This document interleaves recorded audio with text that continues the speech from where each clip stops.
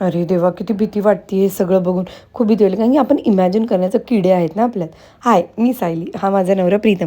त्याला म्हणलं, "चल तुझा फोटो काढते" आणि ओ-ओ-टी-टी शूट केला.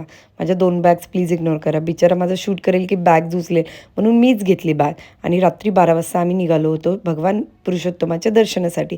आम्ही रात्रीच निघालो कारण की आम्हाला पहाटे 3 वाजता अभिषेक करायचा होता. आम्ही तिथं 2:30च्या दरम्यान पोहोचलो. गोदावरी नदीवर मस्त हातपाय धुतले व मंदिराकडे निघालो. तिथे खूप अंधार होता म्हणून शूट नाही केलं. तर भगवान पुरुषोत्तमचं भारतामध्ये फक्त एकमेवच मंदिर आहे. ते पण आपल्या पुरुषोत्तमपुरी, तालुका माजलगाव, जिल्हा बीड, महाराष्ट्रामध्ये. पुरुषोत्तम मास म्हणजे अधिक मास, धोंड्याचा महिना.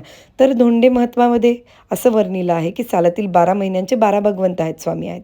परंतु अधिक मासाचे स्वामित्व कोणी स्वीकारत नव्हतं. तर ते पुरुषोत्तमाने स्वीकारले. या गावी दक्षिणकडून गोदावरी नदी येते. त्यास चक्रतीर्थ असे म्हणतात आणि त्याची आख्यायिका अशी, की शार्दूल नावाचा एक राक्षस होता.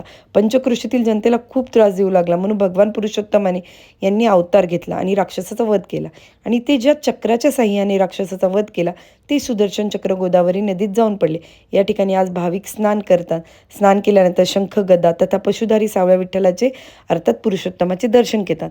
आम्ही भगवानांचा अभिषेक केला. मन शांत प्रसन्न झालं. वाटलं खरंच देवाने आपल्याकडून ही सेवा करून घेतली. किती ते भाग्य आमचे.